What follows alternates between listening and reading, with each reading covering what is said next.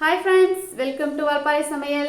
இன்னைக்கு நம்ம பார்க்க போற டிப்ஸ் என்னன்னு பாத்தீங்கன்னா நாம் சாம்பார் வைக்கிறதுக்காக துவரம் பருப்போ பாசி பருப்போ நம்ம வேக வைப்போம்.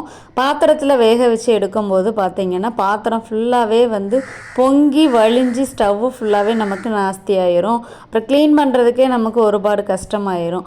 இந்த மாதிரி நமக்கு பொங்கி வராமல் இருக்கிறதுக்கு என்ன செய்யலாம் அப்படின்னு பார்த்திங்கன்னா விளக்கெண்ணெய் ஒரு 3 டிராப்ஸ் அளவு நம்ம விட்டாலே போதும், பொங்கி வரவே செய்யாது. பாருங்கள், நான் இப்போ ஹை ஃப்ளேமில் வச்சுருக்கேன். எப்படி வெந்துட்டுருக்குன்னு பாருங்கள். பொங்கவே செய்யாது. அதே மாதிரி நமக்கு சீக்கிரமாகவும் வெந்து வந்துடும். நீங்களும் ட்ரை பண்ணி பாருங்கள். அடுத்ததாக பார்த்தீங்கன்னா நம்ம பால் காய்ச்சுவோம் இல்லையா, டீ போடுவோம், இல்லை நார்மலாக குழந்தைங்களுக்கு பால் காய்ச்சி கொடுப்போம். அந்த பாத்திரத்தை பார்த்திங்கன்னா நம்மளால் தேய்ச்சி கழுவவே முடியாது. அது அடியில் ஃபுல்லாக பால் நல்லா உறைஞ்சி பாத்திரம் ஃபுல்லாகவே படிஞ்சிருக்கும். அந்த மாதிரி இல்லாமல் நார்மலாக நமக்கு ஈஸியாக கழுவி எடுக்கிறதுக்காக என்ன பண்ணலாம் அப்படின்னு பார்த்திங்கன்னா, இந்த மாதிரி பால் பாத்திரத்தில் ஃபஸ்ட்டே நம்ம ஒரு 1/4 கிளாஸ் அளவு தண்ணி ஊற்றி, தண்ணி கொதி வந்ததுக்கப்புறமா நம்ம பாலை ஊற்றலாம். இதிலே நம்ம டீ போடுறதா இருந்தாலும் டீ போடலாம். இந்த மெத்தட் ஃபாலோ பண்ணி பாருங்கள். கண்டிப்பாக உங்களுக்கு இந்த பாத்திரம் தேய்க்கிறதுக்கு ரொம்ப ஈஸியாகவே இருக்கும். நீங்களும் ட்ரை பண்ணி பாருங்கள். அடுத்ததாக பார்த்திங்கன்னா முட்டை வேக வச்சு எடுப்போம். அப்படி வேக வச்சு எடுக்கும்போது பார்த்திங்கன்னா முழுசாகவே நமக்கு கிடைக்காது. பாதி முட்டை தான் இருக்கும், பாதி லீக்கேஜ் ஆகி அந்த தண்ணி ஃபுல்லாகவே ஒயிட் அப்படியே மிக்ஸ் ஆகி ஒரு மாதிரி சலசலன்னு வெளியில் வந்துடும். கடைசியில் பார்த்தோம் அப்படின்னா அரை முட்டை தான் இருக்கும்.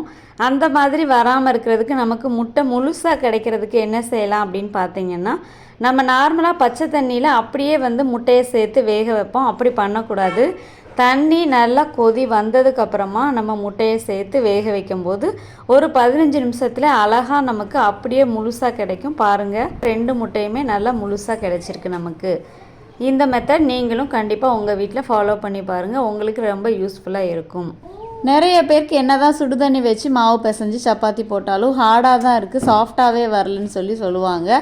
அதுக்கு என்ன காரணம்னு பார்த்தீங்கன்னா, நார்மலாக நம்ம சுடுதண்ணியில் கொஞ்சமாக ஆயில் சேர்த்து இந்த மாதிரி பிசைஞ்சு போட்டு எடுத்தாலே சாஃப்டாக தான் வரும். அப்படியே சாஃப்டாக வராதவங்களுக்கு மாவு பிசையும் போது நீங்கள் கொஞ்சமாக பட்டர், அதாவது வெண்ணெய்ன்னு சொல்லுவாங்க இல்லையா, அதை கொஞ்சமாக ஒரு 2 டீஸ்பூன் அளவு கொஞ்சமாக ஹீட் பண்ணிவிட்டு அப்படியே நீங்கள் மாவோடு சேர்த்து பிசைஞ்சிட்டு அப்புறமா உப்பு தண்ணி சேர்த்து பிசைஞ்சு நம்ம சப்பாத்தி போட்டு எடுக்கும்போது சப்பாத்தி சாஃப்டாக வரும். நீங்களும் ட்ரை பண்ணி பாருங்கள்.